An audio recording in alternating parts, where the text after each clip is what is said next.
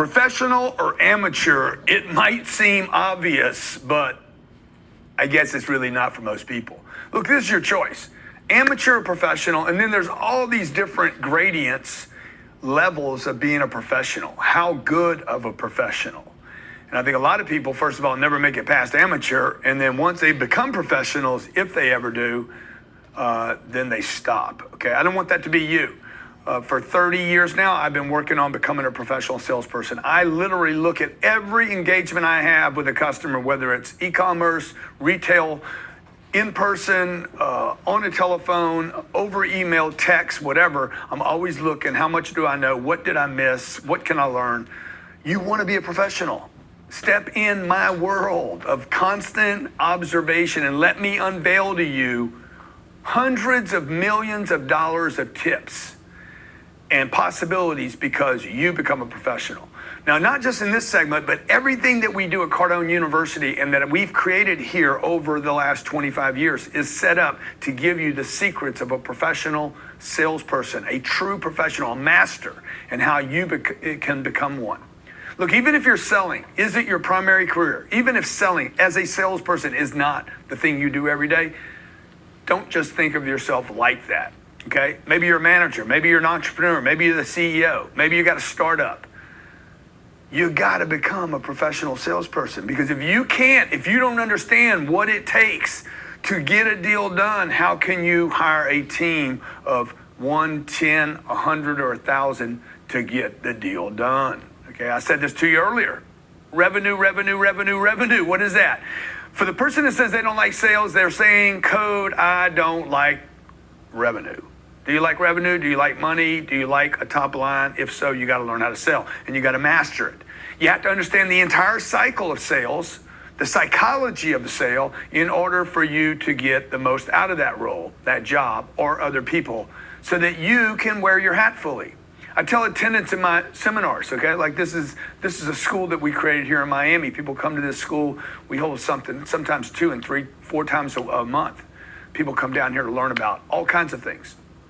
And I was telling people in a money seminar, look, if you want to get rich, the one thing you have to do, regardless of what you're doing right now, you will have to learn, or somebody at the company will have to learn in order for you to get rich, how to sell something. You can't get rich without income. And income comes from other people. And the only way to get other people to give you something, money in this case, is that you would have to sell something. Convince them, make contact, convince them, persuade them. Second sale, that would be important here because somebody gives you $1 million for charity. Nobody's going to give you their last $1 million. Then you want to go back and say, hey, how about giving me another $1 million? See, you got to know how to become a professional.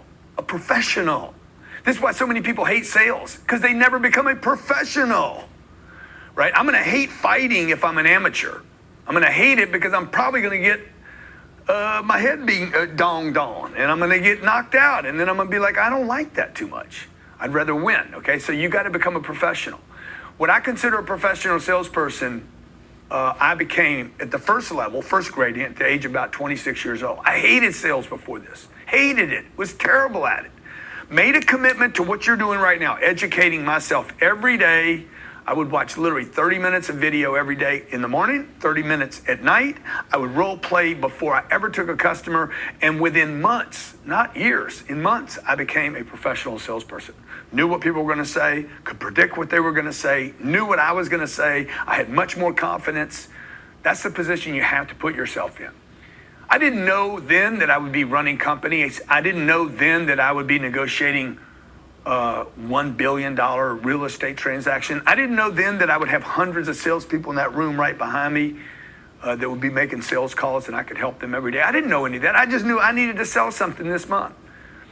Now, after selling for 3 or 4 or 5 years, this became an intense study on the subject, and a tremendous amount of research has gone into what I'm going to be sharing with you here. The hard work that I did then and today, the investigation, the observation, the research, the surveying, the taking notes, the videoing, the sitting down and writing after every engagement, what happened, what worked, what didn't work. I didn't have any idea at that time that I would be doing what I'm doing today. I was just simply trying to take care of myself. This is the kind of investment you need to make right now if you want to earn at the top level. If you want to become great at your job, not just good, you got to make a commitment to being great at your job. You know, every business I've ever started since then, 26 years old, 29, I started my first company, second company at 31, third company at 35. Every company, I think we got, 17 companies, some stupid number of companies here now with partners and collaborations. I've traveled all over the world. I'm telling you that, not to brag, but I'm telling you that because all those companies today are affected positively because of what I learned when I was 26, 27, 28, 29 years old in a sales job. Every business I've ever started, every dollar I have personally earned, and all the great things that have happened in my life, everything was a result of something that I learned about selling, negotiating, handling objections, persistence, follow-up, getting attention, hooking into people, persisting. All that is what we're going to teach you here.